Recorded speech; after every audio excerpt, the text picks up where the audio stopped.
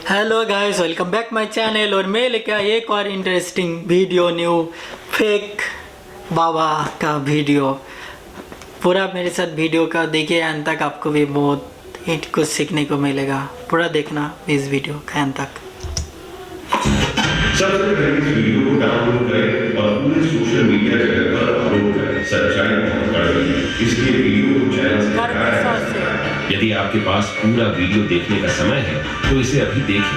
अगर समय नहीं है तो बाद में देखें। और अगर आप पूरा वीडियो नहीं देखना चाहते हैं तो अभी इस वीडियो को देखना छोड़ दें, क्योंकि इस वीडियो के कुछ हिस्से देखने से आपके दिमाग पर जोर पड़। वीडियो के हर पल को समझने की कोशिश करें। पहले तो ये वीडियो क्लिप को देखें।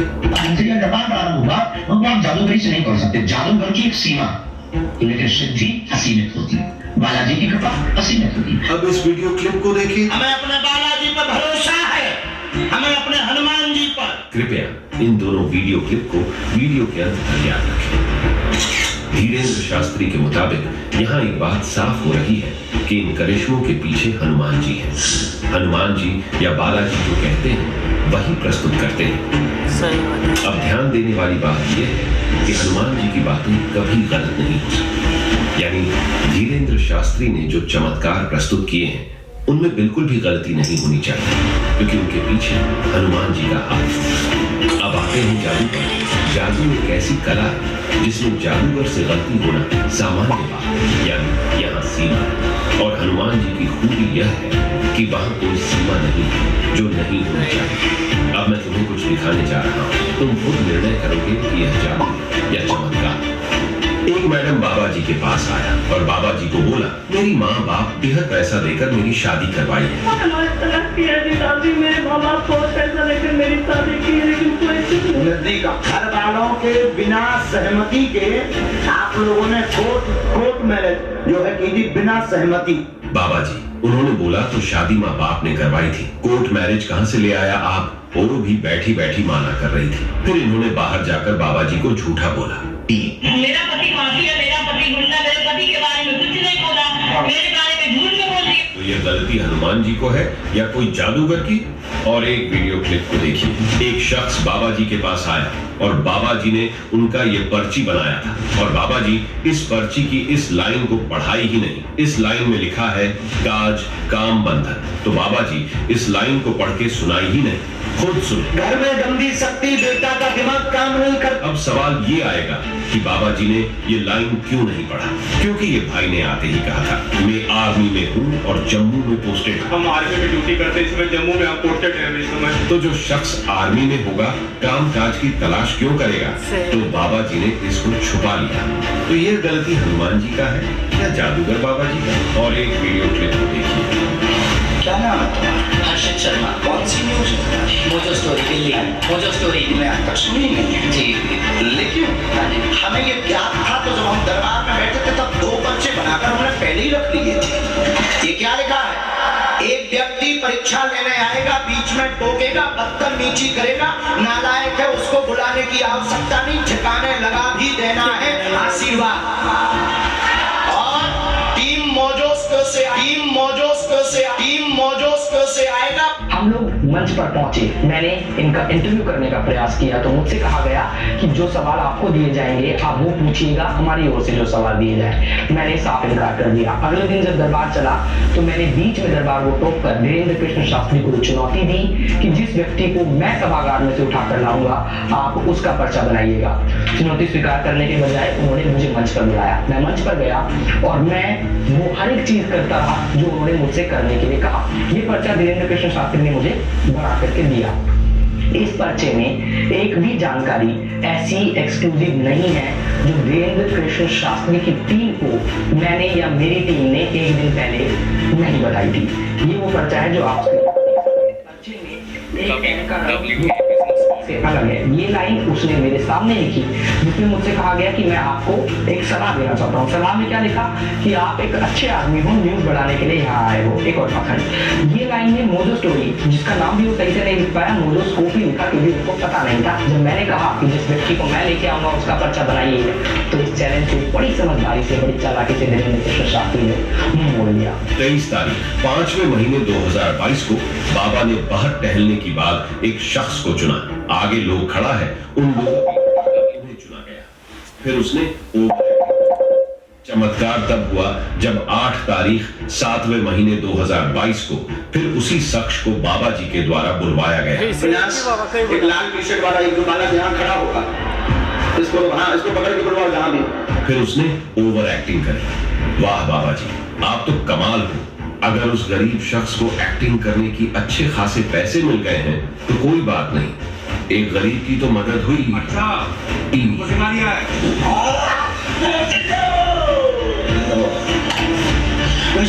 अरे अरे मिस्टर भूत, टेक्नोलॉजी में तो तुम बहुत एडवांस हो रहे हो। माइक उठा के बोल रहे हो, सही बात है, वरना लोग सुनेगा कैसे? देखिए, मेरे पास बहुत सारे मिस्टेक्स की वीडियो क्लिप्स मौजूद हैं। मेरा इस वीडियो को बनाने की मकसद वीडियो क्लिप्स के दिखाना नहीं। अब मुद्दे पर आते हैं। पहली क्लिप जो आपने देखी उसमें महिला बाबा जी से शादी के बारे में बात कर रही थी। अब बाबा जी ने अपने उत्तर में जो कहा वह मानसिकतावादियों के लिए बहुत सामान्य है, और मानसिकतावाद एक प्रकार का जादू है। मैजिक भी एक पेरेंट कैटेगरी है जिसके बहुत सारे सब जॉनर्स हैं, जैसे कि illusion, mentalism, street magic, close up artist, escape artist. जादू में गलती होना स्वाभाविक बात है, लेकिन दिव्य शक्ति में गलती होना अस्वाभाविक है। और दूसरे क्लिप में जो आप लोगों ने देखा वो तो एक्सक्लूसिव पॉइंट्स स्क्रिप्टेड है, एंड बीच में टोकेगा, बदतमीजी करेगा, नालायक है, न्यूज बढ़ाने के लिए आएगा, ये सब तो स्वाभाविक बात हो गई। और तीसरे क्लिप में जो आप लोगों ने देखा वो भी स्क्रिप्टेड था। अगर आप ध्यान से देखेंगे तो बिल्कुल समझ आ जाएगा। अब आप कहेंगे कि भविष्यवाणी कैसे कर रही है? अरे भाई, अच्छे से समझने की कोशिश करो। यह कोई भविष्यवाणी नहीं है, इसे आशा और मनोबल कहते हैं। आशा में ही सफलता है। आशा है तो सब कुछ संभव है। तो अगर उनको अपने हस्बैंड के लिए कोई सलूशन चाहिए तो बाबा के पास गए, अब बाबा दवा देंगे, लेकिन उन्होंने क्या किया? उम्मीद। वो मांगा नहीं था, वो उम्मीद थी, और उम्मीद में तो जादू है ना। उम्मीद में तो जादू है ही, ये तो कोई गोया है ही। अगर मेरे मन में उम्मीद है, अगर मैं मन से कुछ सोच रही हूँ, मेरा पावर ऑफ थॉट्स, मेरा पावर ऑफ इमेजिनेशन बहुत बड़ा है। असली जादू हमारे विचार तो है। और यदि संभव है भविष्यवाणी, आप तो ज्योतिषियों पर भी विश्वास कर लेंगे। इन सभी चीजों में बुद्धि का खेल शामिल है। ऐसे कई कलाकार दुनिया से चले गए और कई अभी भी जीवित हैं जो बाबा जी से भी ज्यादा आश्वस्त करने वाली चीजें दिखा सकते हैं, जो बाबा से भी ज्यादा खतरनाक चीजें आपकी आंखों के सामने लाने में सक्षम हैं। लेकिन वे कभी यह नहीं कहते कि यह दिव्य शक्ति या चमत्कार है। वे कहते हैं कि यह एक कला है। ये एक कला है जी, ये एक ट्रिक है, ये एक आर्ट फॉर्म है। अगर आप इसके बारे में पढ़ेंगे तो इसका क्लियर कट शब्द होता है मेंटलिज्म, जो एक लर्नेड स्किल है जी, लेकिन उसको चमत्कार का नाम आप नहीं दे सकते। अब सवाल यह है कि बाबा जी ने पढ़ाई नहीं की तो उन्हें इतना सब कैसे पता था? जब आप 2 साल के थे तब आप अपनी मातृभाषा बोल सकते थे, लेकिन अब मुझ में आपकी मातृभाषा बोलने की क्षमता नहीं है, क्योंकि मैं बचपन से ही अपने परिवार के साथ बड़ा हुआ हूँ, इसीलिए मैं अपनी मातृभाषा जानता हूँ। वह भी बचपन से इसमें शामिल रहे हैं। ये उनके पिता और दादा से विरासत में मिला है, इसलिए वह इसमें सक्षम है। अब सवाल यह है कि लोग बाबा जी के इतने प्रशंसक क्यों होते जा रहे हैं? इसके 2 मुख्य कारण हैं। सबसे पहला कारण यह है कि लोग अपने धर्म से भावनात्मक रूप से बहुत जुड़े हुए हैं, क्योंकि बाबा जी धर्म का प्रचार प्रसार कर रहे हैं, इसलिए लोग उन्हें सम्मान और प्यार दे रहे हैं। नंबर 2 कारण यह है कि मनुष्य का कष्ट एक विलासिता है। जब कोई मरीज डॉक्टर के पास जाते जाते तंग आ जाता है, कोई रास्ता नहीं बचता, तो वह यहाँ आ जाता है। डॉक्टर भी इसकी सलाह देते हैं, क्योंकि जब आप बाबा जी के पास आते हैं तो बेहतर होने की उम्मीद होती है और आत्मविश्वास बढ़ता है। और अगर आप में किसी भी काम में आशा और विश्वास, ये 2 गुण हैं, तो उसमें सफलता की संभावना बहुत बढ़ जाती है। अब जो लोग उनके सच्चे फैन हैं, उन्हें कितना भी समझाओ वो नहीं समझेंगे। वे अंधविश्वासी और अंधभक्त हैं। इस कमेंट को देखकर आपको अंधभक्तों की स्थिति समझ आ जाएगी। वह मानते हैं कि यह झूठ है और कहते हैं कि हम उनका समर्थन करेंगे। इसलिए मैं कहना चाहूंगा कि इस बात पर थोड़ा ध्यान दें कि आप किसके प्रशंसक बनते हैं या किसे फॉलो करते हैं। किसी से अंधा प्यार करना या किसी की अंधाधुंध पूजा करना आपके जीवन पर भयानक प्रभाव डाल सकता है। अब मुझे नहीं पता कि आप इस वीडियो में मेरा मतलब समझ पाए या नहीं, लेकिन कुछ लोग कमेंट में मुझे गालियां देंगे क्योंकि ये अंधभक्तों का पेशा है।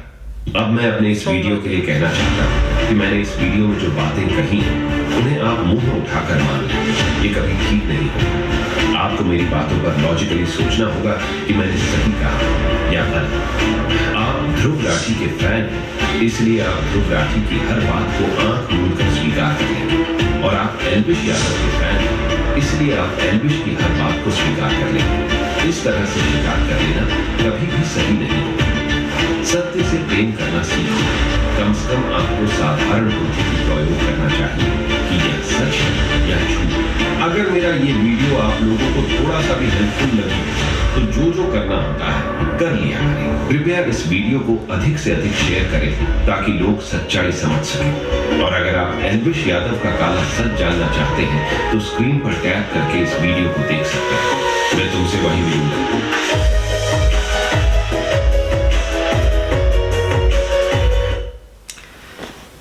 गाइस, आपको क्या राय है आप कमेंट सेक्शन में बताएं वह इस वीडियो के बारे में। और ऐसे ही इंटरेस्टिंग वीडियो देखने के लिए मेरे चैनल को ज़रूर सब्सक्राइब करें। Thank you for watching this video. मैं इसमें कुछ नहीं बोल सकता क्योंकि अलग अलग लोगों का अलग अलग राय है। आप भी बताएं कमेंट सेक्शन में।